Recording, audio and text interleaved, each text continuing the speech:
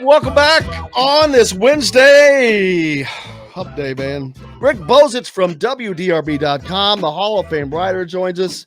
And Rick, not a lot going on this week, but two big pieces of news that you've been working on. And we'll talk about both of them. Of course, first of all, the return of Trayce Jackson-Davis to Indiana and Louisville signing Milt Wagner in their efforts to land DJ. Very, very smart move. Can't wait to talk about that one. But Trayce Jackson-Davis coming back, not a shock to me at all. Probably not a shock to you either. It was the best decision he probably could have made. And then he had the COVID issues. So all that stuff aside, yesterday, or the presser with him a couple days ago, there was some stuff said that was a little surprising. I've talked with Bob Kravitz earlier, and the openness and honesty was so refreshing and unexpected, to be honest with you. But the biggest thing I took out of it was his desire to be an absolute leader for this team, which I have never seen before. Yeah, I agree. Plus, it was a nice long session. It went almost a half an hour. We got to ask two questions. I'm like, what the hell's happening? It's crazy, but it was refreshing to see, and hopefully it's an indication of the way things will be moving forward, because I think we're the conduit for people to hear more about these players and what they're all about. And you want to raise interest even higher in the program, that's one way to do it. But yeah, I was surprised at the way he talked about a variety of different items, the leadership, the intolerance for guys not following rules on the team.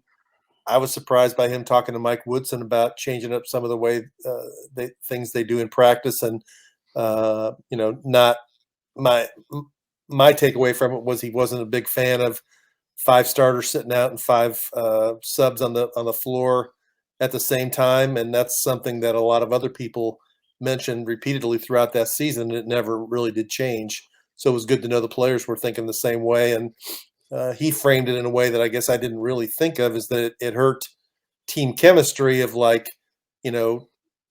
was like the starters were the starters and the next group were the next group. And it's better for the team if they mix it up a little bit more. One thing I am curious on the substitution pattern, as you mentioned, we all were questioning that.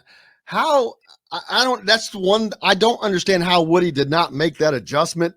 Was it just a complete lack of confidence or what? But I don't know how he could not see that was not flowing well for the team when he would do that, because you can't take one A, and then replace them with one B. I mean, it just doesn't work that way. Especially when, I'd say by far the majority of times when that happened, Indiana had some game slippage. It was like the performance of the team dropped off when those guys were in there. That's to me was a big part of their struggles on offense, is when the second team guys were in there, they weren't nearly as efficient on offense. I don't know, defensively, I didn't think they were horrible, but they would go on the floor for offense, and that's when they'd have those 3 to 5 minute stretches where they wouldn't score at all. And you'd look and watch them out there and say, okay, who's going to score in this group? I mean, it was maybe one guy, and opposing teams knew it too. I mean, they scout so heavily that every team knew, let's get it into the second team, and that's a chance for us to make our run. Yeah, he does seem like he's being a Kareem type player with a zen, clean, no margin for error kind of a thing. Which, like I said, to come out of nowhere, which is great. He needs that growth. Maybe that's something he picked up going through this process of looking at the NBA draft. But it is a marked difference. But it's a difference this team needs. You've got Xavier Johnson, who is also expected to be a leader, but now you've got a leader kind of guiding one of the guys who's supposed to be a leader. Yeah. And he's a guy who's been there through all kinds of adversity. He's a guy who's been there probably twice as long as any really good IU player in a long time has been there, because Zeller and Oladipo, I guess other than Yogi, bolted after 2 years. He's a guy who's been there under different coaching staffs. He's played, he was the freshman who had to sort of deal with Justin Smith, and now he's the senior who's going to have to deal with 4 freshmen, including 2 who are 5-star guys who probably have pretty healthy egos and opinions of themselves and how much they should play. And he's going to have to help integrate them into, there are going to be times when they aren't going to have the roles that they might think they should have. And so team chemistry is going to be important on that team next year, because you're going to have to find ways to keep 13 guys happy. And that's pretty impossible to do. And there's going to be 2 or 3 guys who aren't going to, if not more, that aren't going to get to play as much as they want to play or expect to play. And as a leader of the team, you're going to have to keep those guys on board. Well, and you talked about the rotations, substitution rotations. I'm wondering if we're not going to see more of that, because the talent is actually better. What he would be bringing off of the bench would be better. And there's a possibility of interchanging that, which I would think that would be the course to go, but that's not my job. I've got 2 questions. They're similar, but completely different. How important to the program was Trayce Jackson-Davis coming back? Then how important was it to the team? Because those are 2 different questions, actually. Well, I think it's hugely important to the program, because you can already tell, just since he made the announcement, it's been a huge amount of publicity for Indiana basketball, definitely locally and even nationally. You're seeing them showing up in ratings and things like that. You're building expectations for next season. It won't be long. People will be putting together stories for preseason magazines next year, and there'll be more talk about IU than there would have been. There'll be talk about him as a potential, preseason All-American and that kind of stuff. So it's huge for the program and the visibility of the program. And as for the team next year, I'd say it's almost equally important, because as much as everybody talks about his offense, to me, the way they would have missed him the most was on the defensive end, because I thought last year he really did make a step forward defensively in terms of his shot blocking ability. I think he was a huge presence around the rim that deterred some people from trying to drive the ball against Indiana. Did he struggle against some of the bigger guys at times, like Dickinson and Kofi Coburn? Yeah, he did, but most guys are. But overall, I thought defensively he had a huge impact on that team. So I think it's bigger in terms of the status of the program, but it's big for the team too.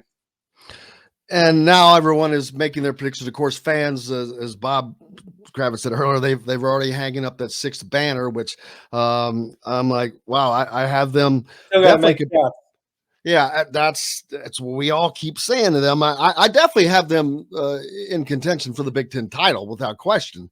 But nationally, to go out and beating Kansas, and we'll get an indication, because they're going to be playing Arizona and Kansas, potentially a North Carolina or a Duke, maybe Villanova, all in the non-conference. Yeah. Yes, they are. I look around. I wrote last Friday when he came back that it makes him a front runner in the Big Ten, and I believe that, in part because I looked around the rest of the league, and every other team that was good this year loses their best player, and a lot of them lose their best 2 players. So there might be teams that are more talented, but not with experienced talent. And Michigan's going to be good. Purdue's going to be good because they're always good. Michigan State's always good. Wisconsin's always surprisingly good. It's going to be, but the expectations are there. The expectations should be there, and the expectations can be a good thing because it makes teams, the pressure can be good for you. It's how you get better, feeling the pressure. And I mean, Trayce Jackson-Davis he added to it himself, saying he came back to win a championship, Big Ten and or national. I think national is a stretch, but Big Ten. I think that run in the Big Ten tournament last year, where they beat Michigan and beat Illinois and nearly beat Iowa, probably really fueled his hopes that this can actually happen, because it damn near did, and they beat Purdue. So they vanquished a lot of things last year, made the NCAA tournament. There was a lot of things that got checked off last year. And then one of the things for Trayce Jackson-Davis, he has the opportunity to end his career, even though he has another season of eligibility, as probably the third all-time leading scorer, first in rebounds and blocks. That is enormous, but without a trophy to go with that of sorts, it would seem a little hollow. Yeah, I agree. If you want to go down as one of the all-time greats in Indiana, you got to bring home some hardware. And that's where, Chaney didn't get the national championship, but he got Big Ten championships. Yogi got a Big Ten championship, and then you really got to go back to the older guys of Buckner and May and Benson and Isaiah Thomas. And well, those, when you start going back there, no one graduated there. I had to see when it stopped, but there was a point or a time when no one that graduated did not win a Big Ten title. Right. That was expected. I mean, there wasn't any mystery. There was none of this losing 9 games to Purdue or never winning a game in Madison, Wisconsin, or losing 3 games in one season to Rutgers or 9 in a row to Michigan and all this other stuff that's gone on. I mean, it just wasn't that way. And then it was kind of refreshing. I think Trayce Jackson-Davis knows that. I mean, he knows the history of IU basketball, and I think he knows